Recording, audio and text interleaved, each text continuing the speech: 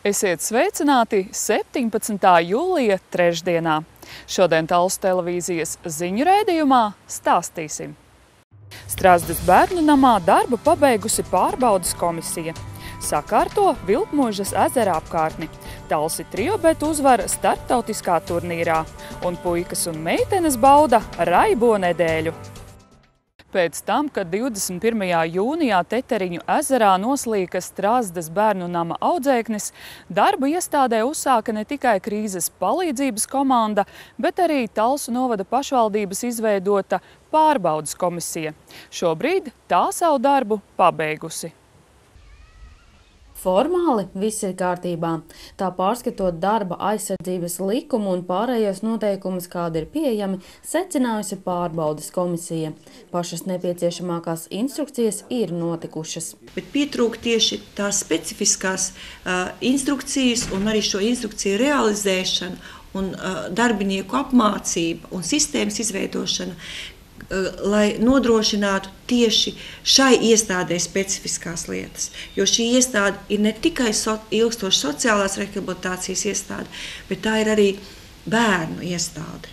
Šobrīd komisijas secinājumi nodoti pašvaldības izpilddirektoram un bērnu namam jāpārskata un jāizveido instrukcijas, kas labāk regulētu drošību. Protams, iestādes vadītāji ir jāizvērtē arī darbinieku rīcība. Un likumā noteiktajā termiņā, tas ir 1 mēneša laikā, arī tā tad ir jālem par disciplināru soda piemērošanu par šiem rupjiem pārkāpumiem, jo peldēšanās nebija saskaņota ar iestādes vadītāju. Šobrīd vēl ir atvaļinājumā šīs 2 darbinieces. Iestādes vadītāji arī dosies atvaļinājumā un ceram, ka tas arī palīdzēs atgūt šos morālos spēkus, jo mēs ļoti labi saprotam, cik personīgi smagi ir šiem darbiniecēm. Kamēr savu secinājumu vēl nav devis izpilddirektors, bērnu nama direktora televīzijai savu komentāru nevēlas sniegt. Tikmēr darbu uzsākusi jauna komisija. Paplašinātā iestādes vadītājs darba pārbaudei. Speciālisti norādīs uz tām konkrētajām lietvedības, personāla vadības vai finanšu nepilnībām, kuras ir jāpilnveido, vai tieši kas no tās labas pārvaldības principiem nav ievērots. Inga Krišāna norāda, ka secinājumi jāizdara arī pašai pašvaldībai. Tā sapratusi, ka tāpat kā notiek skolu un kultūras iestāžu pieņemšanas, tā ikgadējās pārbaudes jāveic arī sociālo pakalpojumu sniegšanas iestādēs. Brīžiem varbūt dažiem liekas, ka tās ir formālas, bet šajā gadījumā mēs apzināmies to, ka tās nav formālas. Kā tas būtu palīdzējis šajā gadījumā, kad bojā aizgāja viens Strasdes bērnu nama audzēknis? Iekšējā darba organizācijā būtu bijusi lielāka atbildība par bērniem, par katru soli, ko dara audzinātājs. Nevelti šādas instrukcijas ir izdomātas. Tas disciplinē cilvēku, tas veido sistēmu. Un nebūtu noticis šis gadījums, ka šī peldēšanās ir nesaskaņota. Tas, ka šajā reizē viņi ir nesaskaņoti, tas mums varētu vedināt uz to, ka varbūt ir vēl bijušas kādas lietas, kas nav fiksētas, kas nav ar tādiem smagiem rezultātiem. Šis nelaimes gadījums mudinājis domāt arī par lielākām pārmaiņām bērnu namā. Darboties pie tā, lai visu diennakti tur strādātu arī psihologs un pārsvarā būtu nevis audzinošais personāls kā šobrīd, bet gan pedagoģiskais. Tāpat tiek apskatīts variants, kā izveidot ģimeniskāku vidi, un bērnu nams varētu darboties kā jauniešu māja. Institūcija, kas ir līdzīga kopmītnē, bet bērnu nama personāls arī pieskata šos jauniešu, māca viņiem rīkoties gan ar naudu, gan ar pārtikas precēm, lai jaunieši paši būtu sagatavoti dzīvei. Jaunajai komisijai darbs jāpabeidz un savi secinājumi un priekšlikumi izpilddirektoram jāiesniedz augusta sākumā. Sanita Liepiņa, Jurģis Rudaks, Talsu televīzija. Šobrīd Talsos notiek vairāki darbi, lai pilsēta kļūtu sakoptāka. Turpinās ielu rekonstrukcija projekts, tiek sakārtota Talsu ezera promenāde un labiekārtošanas darbi notiek arī Vilkmožas ezera apkārtnē. Pie Vilkmuižas ezera darbus veic CAZ kompanija par līgumu cenu 27 111 lati 45 centīmi bez pievienotā vērtības nodokļa. Par šo finansējumu paredzēts rekonstruēt gājēju taciņu, kas savieno Talsu tirgus stāvlaukumu ar krasta ielu, ierīkot apstādījumus, uzstādīt soliņus, kā arī vairākus āra trenažierus. Savukārt septembrī pie ezera tiks ierīkota skatu platforma un izpļautas niedres, tādējādi ļaujot iedzīvotājiem izbaudīt Talsu ainavu. Vilkmuižas ezera apkārtne šī projekta īstenošanai izraudzīta, jo netālu atrodas bērnu laukums, kā arī šo teritoriju apdzīvot izvēlējušies nojotāji. Un tas nozīmē, ka šobrīd tiek sakārtota viena aktīvās atpūtas vieta Talsos. Florbola komanda Talsi Triobet starptautiskā turnīrā Vācijā spējusi uzvarēt 20 komandu konkurencē, tā parādot jaunā sastāva labo sagatavotību jaunajai sezonai.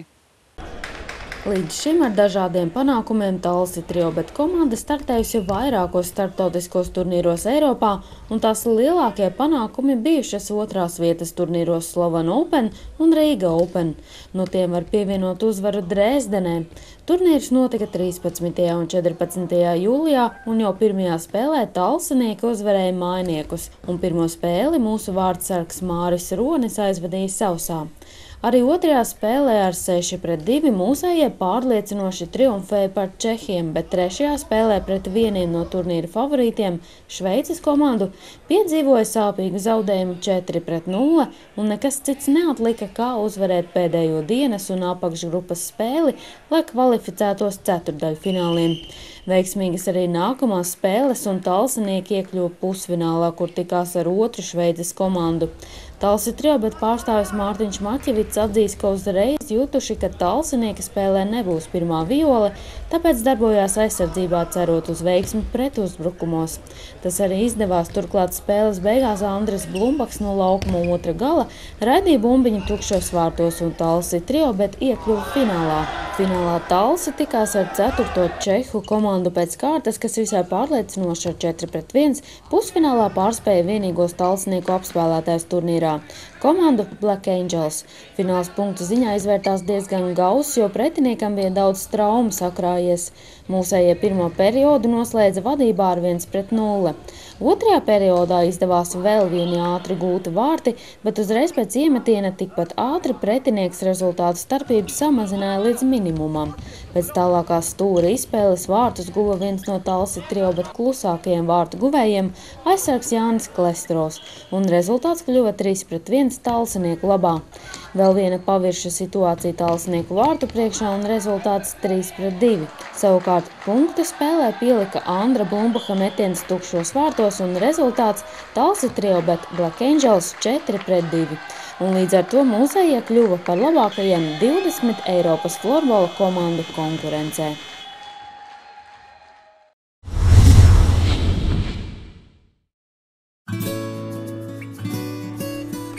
Ticības faktors ir tas, kas nosaka cilvēka veiksmi virs zemes, kā arī stāvokli mūžības garumā. Miljoniem cilvēku visā pasaulē ir piedzīvojuši Dievu piedošanu, dziedināšanu, Dievu klātbūtni savā dzīvē, un miljoniem cilvēku par to iteni neko nezina. Mēs jūs mīlam un vēlamies jums pastāstīt par visbrīnišķīgāko personu visā visumā, par Jēzu Kristu. Jēzus ir durvis pie Dieva, kurš sev padarīs vienkāršu un pieejamu katram cilvēkam. Strauji tuvojas diena, kad Dieva valstība pilnībā uzvarēs un sagraus visas citas valstības, bet pati pastāvēs nesagrauta mūžīgi. Dieva valstība jau šodien uzvar. Jēzus ir atņēmis varu vēlnam, nāc un iegūst brīvību un uzvar savā dzīvē. Dievs nav autors slimībām, nabadzībai, nelēmēm, lāstiem. Slimības ir veselības iztrūkums. Dievs ir radījis veselību.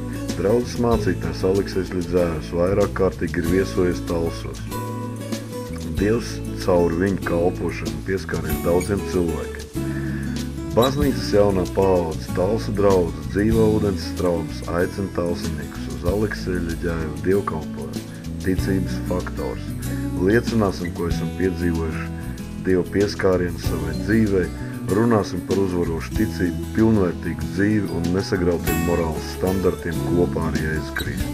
Dievkalpojums notiks 20. jūlijā 16:00 Talsu administratīvā centra lielajā zālē Kareivju ielā 7.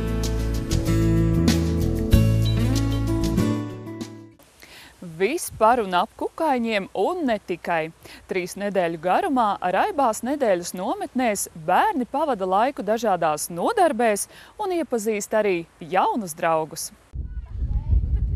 Raibo kukaiņu un putnu pētīšana, sportiskās un raibās aktivitātes svaigā gaisā un daudzas citas nodarbes. 3 nedēļu garumā tepat Talsos bauda bērni vecumā no 7 līdz 12 gadiem. Šī gada nometnes tēma mums ir par kukaiņiem. Tātad mēs radošajās darbnīcās veidojam kukaiņus, mēs šujam kukaiņus, mēs no augiem taisam kukaiņus un minam mīklas par kukaiņiem un arī pētam kukaiņus ar lupu un tad zīmējam kukaiņus. Katrā nodarbībā skolēni atrod kaut ko jaunu, interesantu. Un arī domāju, ka, ja skolēniem patīk kaut kāda keramika, viņi noteikti arī rudenī iestāsies šajā pulciņā. Ja patīk vizuālā māksla, viņi noteikti varēs apmeklēt arī pulciņu vizuālajā mākslā. Bērnu un jauniešu centrs nometni rīko jau vairākus gadus pēc kārtas, tāpēc daudzi šeit pabijuši jau iepriekš. Es jau esmu kādas 6-7 reizes, katru gadu nāku. Kas tad tik interesants, ka tu tik bieži jau kuro reizi? Te katru gadu ir daudz kas cits, un, protams, piekdiena arī jūra ir bērnu pilsētiņa, Ventspils, un tāpēc es katru gadu nāku, un te ir jauni draugi, un tad mēs sapazīstamies, un ir jauki šeit. Visforšākais ir keramika un šūšana. Kas tad tur ir tik labs? Jo tur ir jāšuj un jātaisa dažādas māla mantiņas un tā. Kā tu izdomāji, ka te jābrauc no Salaspils uz Talsiem uz nometni? Mana mamma pieteica. Es neesmu vainīgs, ka man ir šitā nometne. Mamma arī dzīvo tagad Talsos? Nē, viņa dzīvo Salaspils pie mums, esmu atbraucis. Kā tev patīk nometnē? Labi. Kas tev vislabāk patīk? Tas, ka man ir viens jauns draugs vismaz. Kā viņu sauc? Aizmirsu mazliet. Kā jūs ar meitenēm satiekat? Vienkārši parādīšu žestu. Meitenes šeit ir feinas? Ne tik, bet jā. Bērni no tuvākas un attālākas vietas nometnē ierodas jau no rīta, bet vakarā ap 5:00 dodas atkal mājās, lai ar nepacietību gaidītu nākamo dienu. Bērniem diezgan vasarā ir garlaicīgi, un vislabāk, ja bērni vasarā liederīgi pavada laiku. Gan draudzējas ar saviem vienaudžiem, gan arī iepazīstas, spēlē spēles, kā arī min dažādas mīklas, lasa grāmatas nometnē. Kaut kas tāds aizraujošs, ko mājās varbūt nemaz negribas darīt vasarā. 2 skolotāji strādā ikdienu, taču papildus tiek piesaistīti vēl 7 pedagogi. Kristīne 1 reizi nedēļā nometnes dalībniekiem māca darboties ar diegu un adatu. Pagaidiet. Jūs man steidzināt visi nenormāli. Uz 20. Kā tad iet skolotājai? Karsti. Var jau redzēt, ka karsti. Zēni ir daudz, visi grib uzreiz. Un kā iet zēniem ar šūšanu? Nemaz nav sliktāk kā meitenēm, starp citu. Slikti? Piemēram, viņam. Principā nevar vispār nodalīt. Lietas uz palodzes, tur gatavo. Tik novāc savu darbu vietu. Un nav tā, ka iet labāk vai sliktāk. Tāpat tās mācās ir citiem priekšzināšanas, citiem nav. Citi ir skolā, bendārzos kaut ko darījuši. Tāds, kurš pirmo reizi adatu un diegu tur rokās? Ir. Protams, mezglu nemāk uzmest, tad iemāc, tad pēc tam nāk vēlreiz prasīt. Kas tur beigās sanāks? Mārītes. Kas tev vēl jāizdara? Jāpieliek spārniņi un jāšuj ciet vēders. Tad vēl tie punktiņi arī? Jā, tie vēl jāpielīmē uz spārniņiem būs. Cik punktiņi tev būs? 4. 4. Uz katra spārniņa 2, man liekas, vairāk neiznāks. Mums ir citādās bizmārītes, mums nav tradicionālās sarkanās ar melniem. punktiņiem, mums ir dzeltenas, mums ir ar melniem spārniņiem, viskrāsainās, jā.